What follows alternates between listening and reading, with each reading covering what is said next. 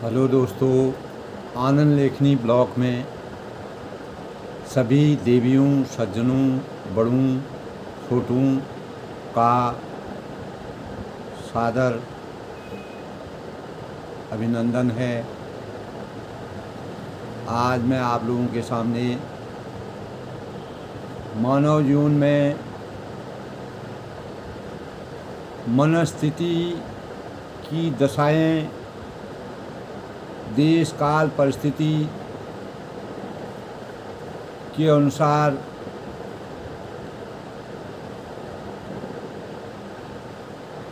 बदलते रहते हैं और मन में अनेक प्रकार के उद्गार आते हैं। जैसे जैसे समय व्यतीत होता है, इंसान हर परिस्थिति में हर उतार चढ़ाव के दौर से गुजरता है। इसी उतार चढ़ाव के दौर में मानव जीवन हमेशा एक समान नहीं रहता है और उसी जैसे जैसे समय बदलता है और हमारे आगे चुनौतियां खड़ी होती हैं, हमें अनेक चुनौतियों से पार करके आगे बढ़ना पड़ता है। उसी परिप्रेक्ष्य में हमको हमारी मनस्थिति में भी अनेक प्रकार के विचार, भाव आते हैं। उनको परिपूर्ण हमें कैसे करना चाहिए, कैसी स्थिति में हमको अपने को स्थिर रखना चाहिए, अपनी मनोदशा को स्थिर रखने के लिए हमें क्या क्या चीज़ करना चाहिए। किसी भी मानव के आगे, चाहे वह कितना बड़ा हो, छोटा हो, सब मनुष्य जीवन में जब आते हैं तो मनस्थिति समय समय पर बदलती रहती है, उसमें उतार चढ़ाव आते रहते हैं। दोस्तों, मनस्थिति का मतलब होता है मन की अवस्था, यानी हमारी मन की अवस्था क्या है। What is the situation of our mind, हमारे मन की क्या स्थिति है, मन की प्रवृत्ति हमारी कैसी होती है और मन का झुकाव हमारा कैसा होता है, हमारी टेंडेंसी कैसी है, हमारा ट्रेंड क्या है। ये सब हमारी मनस्थिति के अंदर निहित होता है। कोई भी बच्चा बचपन से ही बड़ा होता है, बड़ा होने के बाद वह स्कूल जाता है, स्कूल के बाद फिर वह धीरे धीरे अपने जीवन को आगे बढ़ाता है, तो उसकी मनस्थिति में परिवर्तन के दौर आते रहते हैं। जैसे जैसे उसकी जिम्मेदारियां बढ़ती हैं, मानव जीवन में जिम्मेदारियां एक ऐसी चीज़ होती हैं जो मनस्थिति को बदलती रहती हैं और मनस्थिति को बदलना हमारी जिम्मेदारियों और चुनौतियों का सबसे बड़ा कारण होता है। ऐसी परिस्थितियों में हमको अपनी जिम्मेदारियों का और चुनौतियों का सही ढंग से इस्तेमाल करना ही सही मानव जीवन का उपहार है। इसी से हम अपने जीवन को आगे बढ़ा सकते हैं। दोस्तों, मूल प्रवृत्ति ही भी जन्मजात होती है। ये जो प्रवृत्ति होती है ये जन्मजात होती है, ये कोई इंसान को ज्ञान नहीं देता है। ये मनस्थिति इंसान के अंदर जन्मजात आती है, जो आंतरिक बल की तरह होती है, जो हमारी आवश्यकताओं की पूर्ति के लिए आवश्यक है। जैसे हमको भूख लगती है, प्यास लगती है, क्रोध आता है, घृणा होती है किसी, वात्सल्य हम बचपन का वात्सल्य करते हैं, करुणा किसी के ऊपर दया आती है, आत्मीयता किसी से हमारा लगाव हो जाता है, इत्यादि जो भी भाव हमारे दिमाग में, हमारे मस्तिष्क में आते हैं। दोस्तों, मैंने बहुत पहले एक दिन बताया था कि हमारे मस्तिष्क में हमारे चेहरे के अंदर 2,50,000 प्रकार के भाव आते हैं। इसी प्रकार के जो ये मनस्थिति में भी इंसान को कभी भी हमारा भूख लगती है, प्यास लगती है, कभी क्रोध भी आता है, घृणा भी आती है, वात्सल्य भी होता है, करुणा भी होती है, आत्मीयता भी होती है। ये सब भाव हमारी मनस्थिति के अनुसार बदलती रहती हैं। हमको अपनी स्थिति का कभी कभी दोस्तों, हम सामाजिक परिवेश में ऐसी स्थिति में पहुंच जाते हैं कि क्या करना चाहिए, क्या नहीं करना चाहिए, यानी हम किन कर्तव्य विमूढ़ावस्था में स्थिति में पहुंच जाते हैं। ऐसी स्थिति में हमारे मन में अपने कर्तव्यों और भावात्मक विचारों का सही इस्तेमाल करने की आवश्यकता होती है, जो मानव जीवन का मुख्य लक्ष्य है। दोस्तों, उतार चढ़ाव सबके जीवन में आता है। जीवन को संभालना और बिगाड़ना हमारे अपने हाथ में होता है। हम अपने जीवन को जैसे बनाएंगे, जितनी चुनौतियों से हम संघर्ष करेंगे, उतना ही हमारा जीवन सफल होगा। अगर हम चुनौतियों से किसी भी मनस्थिति में अगर विकारों को पैदा करेंगे तो हम अपने जीवन को सकारात्मक नहीं बना सकते हैं। एक जगह मैंने पढ़ा है कि कबीरदास जी ने कहा है कि माला फेर झुक गया, गया न मन का भी, कर का मन का ढाल दी, मन का भी। ये सब मनस्थिति की बात है दोस्तों, कि हम अपनी भक्ति में भी ढोंग करते हैं। यानी हम जो भक्ति करते हैं उसमें भी हमारा ढोंग होता है, यानी दिखावे का प्रदर्शन करते हैं। ये हमारी मनस्थिति है। इसी बात को कबीरदास जी ने सिरे से खारिज किया है कि हमको कभी भी अपनी कोई भी हम भक्ति भाव करते हैं, कोई भी करते हैं, कभी भी दिखावा नहीं करना चाहिए। और उसको आप 10 आदमियों में किसी भी लोगों में दिखा करके करेंगे तो वह असली भक्ति भाव उसमें नहीं है। जब तक हम अपने अंतर मन में भक्ति के भाव में लीन नहीं होंगे, तब तक और चाहे हम रात दिन हाथों में माला फेरते रहें, लेकिन इसका कोई फ़ायदा नहीं है। काफ़ी लोग समझते हैं हम लोगों को दिखाएं, हम भक्ति कर रहे हैं, ये कर रहे हैं। लेकिन दोस्तों, मेरे हिसाब से मेरा भी चिंतन यही कहता है कि हम जितना दिखावा करते हैं वो हमारे केवल बाहरी दिखावा है, बाहरी मुखौटा है, उससे कोई फ़ायदा नहीं है। जब तक हमारे अंतरात्मा में परमात्मा के प्रति लगाव नहीं होगा, जब तक हमारी सोच साफ नहीं होगी, जब तक हमारे विचार शुद्ध नहीं होंगे, तब तक हम कितना भी भक्ति भाव करेंगे उसका कोई फल नहीं मिलता है। ये मेरी उक्ति भी कहती है, ये हमारी नीति भी कहती है, ये बड़े बड़े कवि लेखक भी इस बात को कहते हैं। परमात्मा का भजन तो अंतर मन से ही किया जाना सार्थक है। मन के भीतर माया का जाल रहता है, जो माला फेरने से मन का फेर कभी समाप्त नहीं होता है। लोग दिखाते हैं, मैंने देखा बहुत लोग ट्रेनों में चलते हैं, इधर उधर जाते हैं, ठीक है, माला का जपन करें, लेकिन अंतर मन से भी उसमें वह होना चाहिए। किसी को बाहरी दिखावा करने से हमारे अंदर ज्ञान नहीं आता है, और वह अगर हम अंतर मन से उस माला को नहीं जप रहे हैं तो उस माला को जपने से कोई फ़ायदा नहीं है। मन के भीतर माया का जाल रहता है, जो जब तक हम उस माया के जाल को ख़त्म नहीं करेंगे, माला फेरने से मन का फेर कभी भी समाप्त नहीं हो सकता है। दोस्तों, ये बात बिल्कुल सत्य है। अर्थात परमात्मा का स्मरण हृदय से किया जाना चाहिए। माला फेरने से यह एक प्रकार का दिखावा ही है। मैं अभी भी कह रहा हूँ, पहले भी कहता हूँ कि दिखावा ही है, उसका कोई लाभ नहीं है। अब बाबा बुल्के साहब ने भी इस बारे में कहा है कि वह भी इसी विचारों के अनुयायी थे जो कबीरदास जी थे। कबीरदास जी निर्गुण ब्रह्म के उपासक थे। वे हमेशा भगवान को अपने मन के अंदर विराजमान करते थे। ठीक है, अगर आप कोई भी हम बाहर से अगर पूजा पाठ कोई भी चीज़ करते हैं तो उसमें सत्यता होनी चाहिए, उसमें त्याग होना चाहिए, उसमें सदाचार की भावना होनी चाहिए। उसमें केवल हम धन अर्जित करने के लिए अगर कोई चीज़ करते हैं, कोई दिखावा करते हैं, तो वह हमारी सच्ची भक्ति नहीं है, वह हमारी मनस्थिति की सही अवस्था नहीं है। दोस्तों, इसीलिए उन्होंने कहा कि माला फेर झुक गया, गया न मन का भेद। मनुष्य इतना पूजा पाठ करता है, इतना करता है, लेकिन वक्त आने पर वह वही काम करता है जो उसको नहीं करना चाहिए।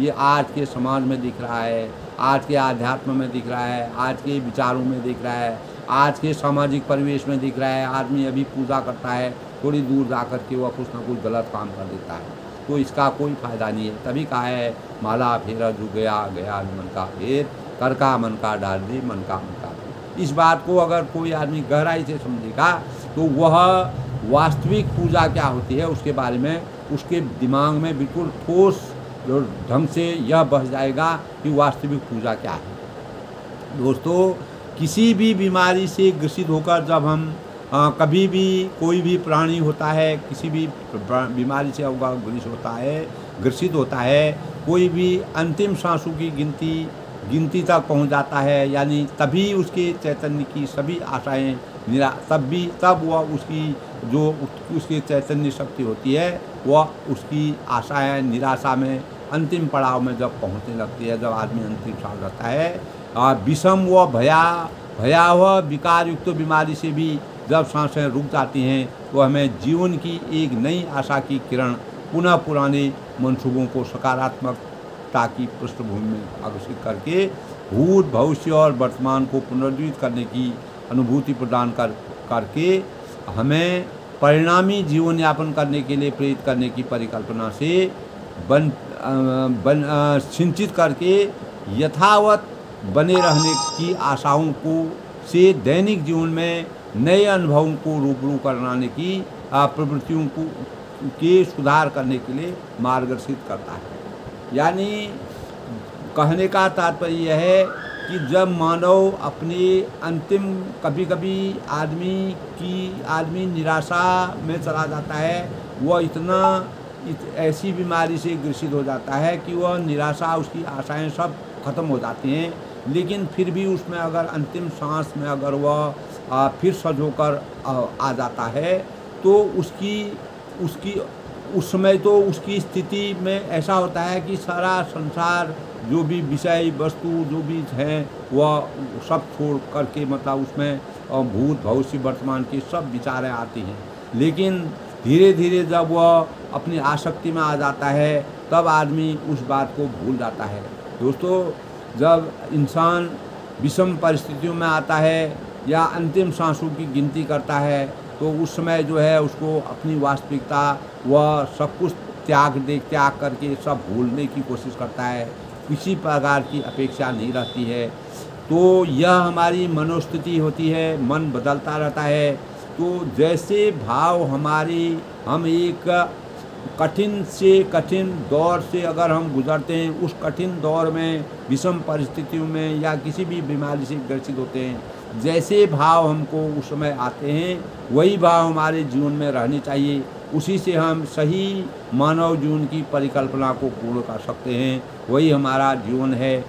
दोस्तों, उसमें हम दुनियादारी सब कुछ भूल जाते हैं। न्याय अन्याय के बीच में क्या करना चाहिए वह उसमें सब कुछ याद करता है, लेकिन धीरे धीरे जब वह सांसें उसकी लौट जाती हैं, वह पूर्व जीवन में आ जाता है। फिर वह न न्याय को देखता है, न न्याय को देखता है, न कोई भी चीज़ होता है। तो ऐसी स्थिति में दोस्तों, हमको हर स्थिति में मन स्थिति को स्थिर रख कर के अच्छी और बुरे कार्यों के परिणामों का सही ढंग से निर्वहन करना चाहिए। यही मानव जीवन की सबसे बड़ी पहचान है। इसीलिए मैंने आज मन स्थिति के बारे में, मानव स्थिति की विषम परिस्थितियों में, अच्छी स्थिति में मानव क्या सोचता है और कभी विषम परिस्थिति में पड़ जाता है तो वह क्या सोचता है, यह एक चक्र जो है हमारे जीवन में निरंतर चलता रहता है। और यह हमारे जो सांस लेने का जो करिश्मा है, यह अद्भुत है।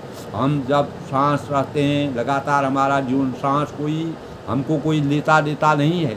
ये जीवन की एक प्रक्रिया है। ये प्रक्रिया कब रुके, कब चलती रहे, तो ये एक प्रक्रिया है। इसको न कोई लेता है न देता है। हम कहते हैं हम ऑक्सीजन प्राप्त करते हैं, लेकिन हमको साकार रूप में कहीं दिखता नहीं है, क्योंकि ये एक प्रक्रिया है। प्रकृति के साथ हमारा लगाव है। हमारी मनस्थिति भी इसी अनुकूल होनी चाहिए कि वह हमको दृश्य नहीं होना चाहिए। यानी हम किसी के प्रति अच्छा सोचते हैं, बुरा सोचते हैं, खाली हम दिखावा करें। दिखावा करने से कोई फ़ायदा नहीं। जिस प्रकार सांसें हम ले रहे हैं, सांस हम दे रहे हैं, तो हमको कहीं दिखावा नहीं दिखता है। उसी प्रकार हमारी मनस्थिति भी होनी चाहिए कि हमें दिखावा करके कहीं भी अपनी मनस्थिति को बदलते नहीं चाहिए। मनुष्य शरीर में हर श्वास का बड़ा अद्भुत करिश्मा है। जब हमारी श्वासों की क्रियाएं अपनी गति को सुचारू रूप से संपन्न करती रहती हैं, तो हम अपने जीवन की सार्थकता का वास्तविक आनंद प्राप्त करते रहते हैं। और हमारी सांसों का हर एक क्षण हमारे जीवन में सकारात्मक बदलाव की सगुण और अनेक प्रकार के उतार चढ़ाव और अनेक भावों से सिंचित करके हमें हमारी दैनिक क्रियाकलापों से जोड़ने का काम करते हैं, जिससे हम ऊर्जावान बनते हैं और हमारे अंदर हम किसी कार्य में संकल्पित होकर के कार्य करने की क्षमता रखते हैं और वो इसी से हमें सही दिशा का ज्ञान होता है, जिसके परिणाम स्वरूप हम सांसारिक सुख और शांति की उपासना करके अपने अस्तित्व को संवारने के लिए आत्मज्ञान प्राप्त कर सामाजिक बंधनों से हमेशा तटस्थता की ओर मार्ग प्रशस्त करने के लिए भरसक प्रयास करते रहते हैं। ये मानव स्थिति की है कि मन स्थिति इतनी ऐसी होती है कि अपने जीवन को कृतार्थ करने के लिए मानव ये सब चीज़ें करता रहता है। ये हमारी मनस्थिति होती है, किस प्रकार से वह बदलती हैं, किस प्रकार से हम अपने आनंद सुख के लिए किस प्रकार से अपना उतार चढ़ाव का जीवन यापन करते हैं। हमारे जीवन की जो गति को संपादित करने के लिए हर श्वास का बहुत बड़ा योगदान होता है। अगर हमारे जीवन में श्वास होगी, उसका बहुत बड़ा, जो हमें प्रकृति द्वारा प्रदत्त है। हमारी प्रत्येक गति सृष्टि जनित पंच तत्व के सम्मिश्रण से बनी हुई है और यही पंच तत्व प्राणी मात्र के जीवन चक्र के अवयव हैं। यही सभी प्राणियों के चक्रव्यूह में सांचे की तरह जीवन की परिक्रमा करते रहते हैं। ये सांचे की तरह ढलता रहता है। जीवन आएगा जाएगा, कभी उतार होगा, कभी चढ़ाव होगा, लेकिन हमें अपनी मनस्थिति को बिल्कुल स्थिर रखना है। यही सबसे बड़ी, हर स्थिति में हमको अपनी मनस्थिति को रखना। जब कोई भी प्राणी स्वस्थ अवस्था में रहता है तो उसकी अपेक्षाएं और इच्छाओं में लगातार वृद्धि होती है और वह लगातार कुछ नया हासिल करके अपने अस्तित्व के साथ लगाकर दिव्य शक्ति या परोक्ष या अपरोक्ष रूप से अपने वर्चस्व को सामाजिक परिवेश में के धरातल पर रखने की बहुत कोशिश करता है। ये सब लोग जानते हैं, हर एक आदमी करता है। ऐसी स्थिति में वो अपने द्वारा अर्जित किए गई या अपने पूर्वजों से अर्जित की गई उपलब्धियों का गुणगान करके प्रशंसा का पात्र बनकर समाज में प्रतिष्ठा और सम्मान हासिल करके क्षणिक संतुष्टि की प्राप्ति करके अपने अंतर्मन से आनंद की अनुभूति करता है और संतुष्टि का रसास्वादन करता है। जो भी उसे उपयुक्त या अनुपयुक्त रूप में प्राप्त हुआ है वह सब कुछ भूलकर अपनी अलग सी दुनिया में विचरण करने लगता है। जब वह सुख की अनुभूति में आते, भाव यह है कि यह हमारे स्वार्थों की तत्परता और जीवंत रूप का समय जब अनुकूल अवस्था में रहता है, यानी हम अनुकूल स्थिति में जब रहते हैं तो हम अच्छे और बुरे कार्यों की कृतियों के बारे में परस्पर भेद करने की स्थिति में नहीं रहते। ये निश्चित है, कोई भी व्यक्ति के जीवन में मैंने देखा जब अनुकूल समय होता है वह न परमात्मा को याद करेगा, कुछ नहीं करेगा, और करेगा भी तो ऐसे ही करेगा। लेकिन अनुकूल स्थिति में इंसान सब कुछ भूल जाता है, तो हम अच्छे और बुरे कार्यों की कृतियों के बारे में परस्पर भेद करने की स्थिति में नहीं रहते हैं। क्या प्रतिकूल है, क्या अनुकूल है, क्या अच्छा है, क्या बुरा है, हम उसको भेद नहीं कर पाए, जो हमारे अस्तित्व की वास्तविक पहचान नहीं कर पाते हैं। इसीलिए हम अपने अस्तित्व की, हमारी मनस्थिति ऐसी होती है कि हमको किस स्थिति में क्या करना चाहिए, तो वहीं पर हम अपनी वास्तविक पहचान नहीं कर सकते हैं। हम दुनिया के ये भौतिकवाद में अपने को ढाले रहते हैं, अपनी पहचान नहीं बना पाते हैं। मूल रूप से अगर हम विचार करते हैं, अगर आप मूल रूप से विचार करें तो हम सभी प्राणियों में मानव जीवन सद्भावना और अच्छे बुरे के बीच के अंतर मंथन का सबसे बड़ा उपहार है।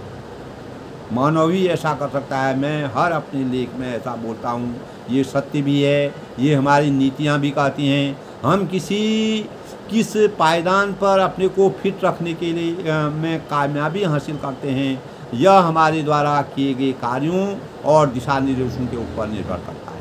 हम किस का पायदान में खड़े हैं, हमको क्या करना चाहिए, कहाँ किस स्थिति में हमको क्या करना चाहिए। कुछ लोग बहुत अर्जित करते हैं और जब श्वासों की अंतिम सामर्थ्य तक कुछ न कुछ करने की अभिलाषा रखते हैं। हर आदमी यही चाहता है और उसका वास्तविक आनंद प्राप्त करने में पीछे रह जाते हैं। यानी सब कुछ अर्जित तो करते हैं लेकिन उसका वास्तविक आनंद प्राप्त नहीं कर सकते हैं, क्योंकि हमारे जीवन में लोभ है, क्रोध है, मोह है, ये मानव जीवन के सबसे बड़ी शत्रु है। इन्हीं शत्रुओं के कारण हम जीवन का वास्तविक आनंद नहीं उठा सकते हैं। ये हमारी मनस्थिति क्योंकि बदलती रहती है। जब हमारे पास अपार धन होता है, दौलत होता है, सुख होता है, शांति होती है, तब हम दुनिया में अपने को श्रेष्ठ समझते हैं और जब हमको परेशानी आती हैं तब हम लोगों की चाह के लिए व्याकुल होते हैं। तो ऐसी स्थिति हम आने ही न दें। हम अपने मन को हमेशा स्थिर रखें और अब किसी प्रकार का दिखावा, बाहरी दिखावा, भगवान की पूजा करना, परमात्मा को याद करना, अंतर मन से याद करें। ठीक है, आप कोई भी इंसान है, पूजा करें, पाठ करें, लेकिन भगवान का स्मरण अगर हमने यहाँ पर पूजा की और थोड़ी दूर जा कर के हम गलत कार्य कर रहे हैं तो उस पूजा का क्या कोई औचित्य नहीं है। मेरे भावों की उक्ति यही कहती है। सबका अपना अपना सोचना है।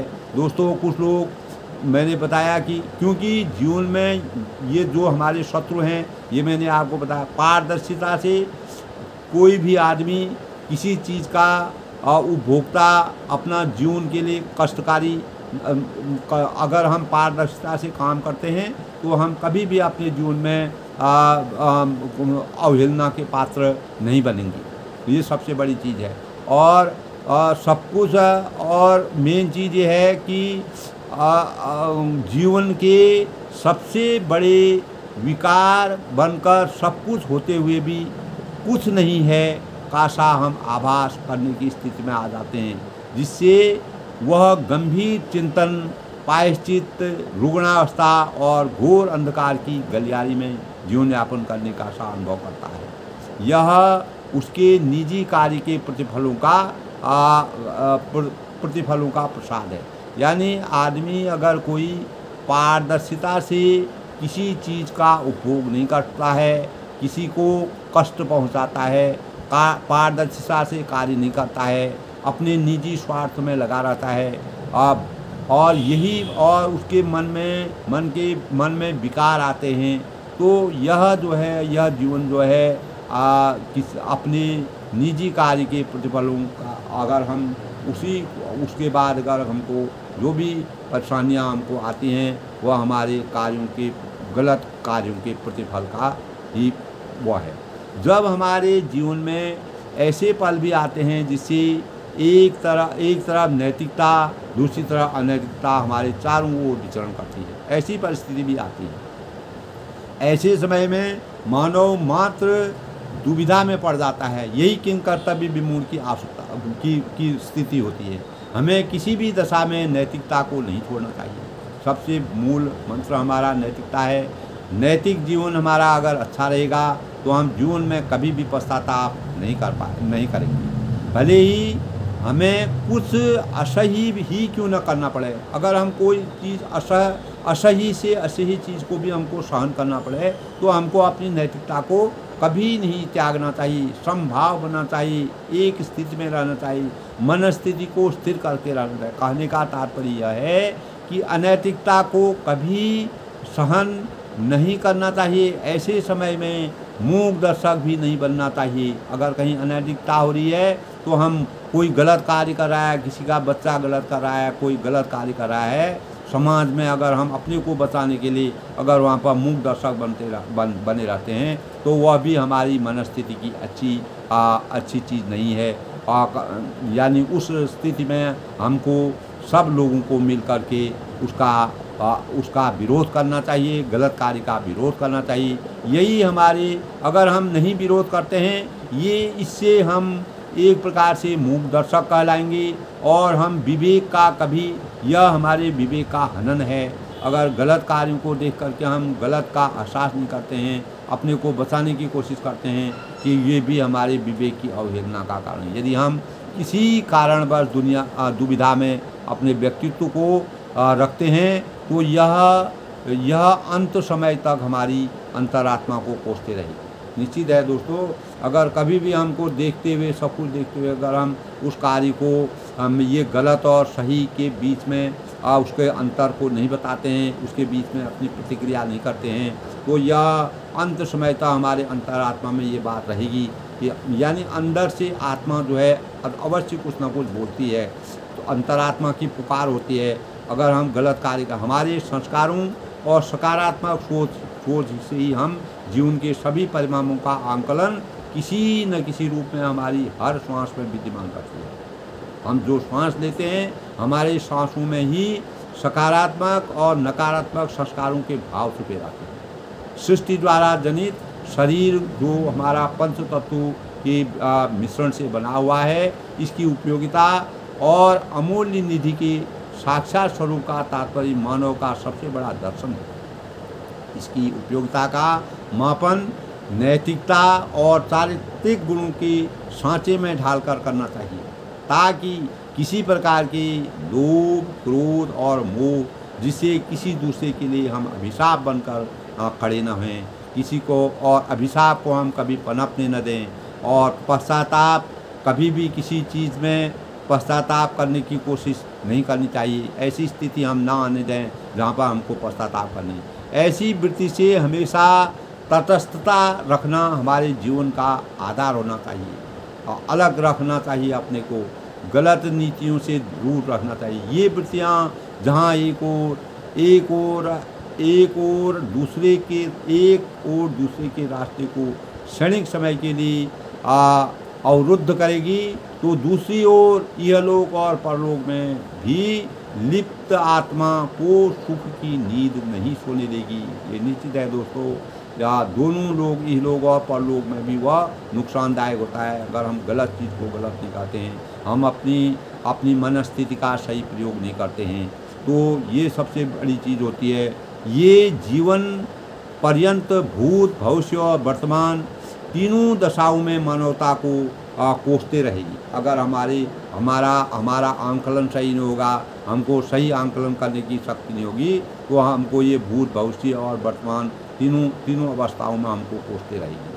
कभी कभी परिस्थितियों पर हमारी मनोविकृति खराब हो जाती है, यानी हम अपनी वास्तविक स्थिति से हटने लगते हैं, जिसके परिणाम स्वरूप हमारी पांचों इंद्रियों में काम करने की चेतना नहीं रहती है। यही भ्रम की स्थिति पैदा करने लग जाते हैं। यहीं पर हम विचलित हो जाते हैं, यानी हमारी मनोदशा असामान्य हो जाती है। तो हमें प्रयास यही करना चाहिए कि हमें जो हमको अच्छा लगता हो, चाहे कोई खाना हो, खेलना हो, पढ़ना हो, किसी से बात करना हो, विचार विमर्श करना हो, जो भी हमको अच्छा लगता है, हमको उसको और अपनी रुचि को अग्रसर करना चाहिए, उसको अपनाना चाहिए। तभी हमारे जीवन में अगर ऐसी स्थिति आ जाती है, मनोदशा खराब हो जाती है, उसको भी हम अपनी मनस्थिति को स्थिर रख करके उसको जो चीज़ हमको अच्छी लगती है उसका अनुसरण हमको करना चाहिए। अतः मानव जीवन प्राणी मात्र से ही सबसे बड़े अस्तित्व का दर्शन है। इसकी उपयोगिता को संजोकर रखना, हमें हमेशा अनैतिकता का जीवन यापन कभी नहीं करना चाहिए। लालच गलत और सही का सही इस्तेमाल करना चाहिए, और लालच को कभी अपने जीवन में नहीं आना चाहिए, और कभी भी मूक दर्शक बन के हमको नहीं रहना चाहिए। परमात्मा द्वारा प्रदत्त अपनी क्षमता का पारदर्शिता से उपयोग किया जाना चाहिए, और हम इस प्रकार के निर्वाह किए गए जीवन की सार्थकता ही अपराध बोध, जो हमारा सार्थकता ही अपराध के बोध की सोच से हमेशा तटस्थता की ओर अग्रसर करके तटस्थ उत्साह, साहस के अदम्य उत्साह का प्रतीक माना जाएगा। यही हमारे अदम्य साहस के प्रतीक हैं। हम अपनी हर श्वास में नई ऊर्जा का एहसास महसूस करेंगे यदि हमारी इस प्रकार के भाव होंगे। विचारों में मनस्थिति को समान रूप प्रदान करने की सबसे बड़ी उपलब्धि होनी चाहिए। अगर हमारी मनस्थिति संयम, संतुलन, नियंत्रण और भावनात्मक रूप से अपने को समर्थवान बनाने का प्रयास करना चाहिए, यही हमारी मनस्थिति की सही दिशा की अनुयायी है। दोस्तों, गरीबी का आलम किसी गरीब को सुख से जीने नहीं देता। गरीबी का आलम किसी गरीब को सुख से जीने नहीं देता। बदनाम कर गरीब को अमीर बनने से कांटों का जाल फैलाता। छीन कर गरीबी के साथ के हक की रोटी उन्हें प्रताड़ित करवाता। छीन कर गरीबी के हाथ की रोटी उन्हें से रोटी न दिलाकर उससे प्रताड़ित करवाता। विधि की गति न्यारी है, सफ़ेद कुर्ता भी गरीब हो जाता है। आओ हम सब व्यवस्था ऐसी बनाएं, सुख चैन से जिएं, अमीरी गरीबी का भेद मिटाकर खुशहाली दिलाएं। ये सोच हमारे जीवन में होनी चाहिए। दोस्तों, अगर इसी सोच से हम अगर आगे बढ़ेंगे तो हमारी मनस्थिति को जैसे जैसे परिवर्तन आता है, मानव को अपना समभाव रखना चाहिए। अपनी मनस्थिति में बैलेंस यानी स्थिरता रहनी चाहिए।